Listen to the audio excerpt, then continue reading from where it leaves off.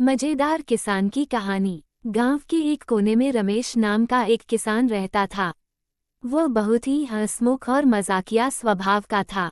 उसका खेत बहुत उपजाऊ था, लेकिन उसकी असली पहचान उसकी शरारतें और मजाक थे। गांव में कोई भी उदास होता तो रमेश की बातें सुनकर उसकी उदासी दूर हो जाती। शरारतों का पिटारा। रमेश की सबसे बड़ी खासियत थी कि वो छोटे छोटे मजाक करके लोगों को हंसाया करता था।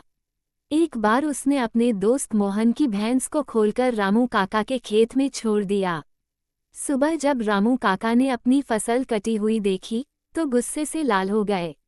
लेकिन जब उन्हें पता चला कि यह रमेश की शरारत थी तो वह भी हंस पड़े।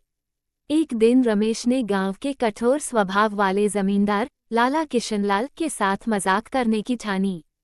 लाला किशनलाल को अपनी मूंछों पर बहुत गर्व था। रमेश ने रात में चुपके से उनके घर के बाहर एक पोस्टर चिपका दिया जिसमें लिखा था, जिसकी मूंछ सबसे बड़ी वही गांव का असली राजा। सुबह ये पढ़कर पूरे गांव में हंगामा मच गया।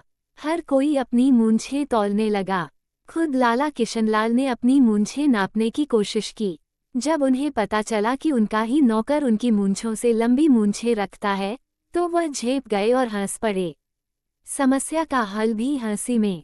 लेकिन रमेश सिर्फ मजाकिया ही नहीं बल्कि होशियार भी था। एक बार गांव में बहुत दिन तक बारिश नहीं हुई और खेत सूखने लगे। किसान परेशान थे, लेकिन रमेश ने सबको हंसाते हुए कहा, भगवान भी तभी बरसात करेगा जब हम सब एक साथ गाना गाएंगे।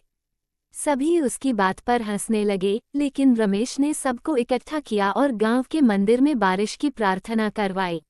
अगले ही दिन जोरदार बारिश हुई और सभी ने रमेश की जय जयकार की।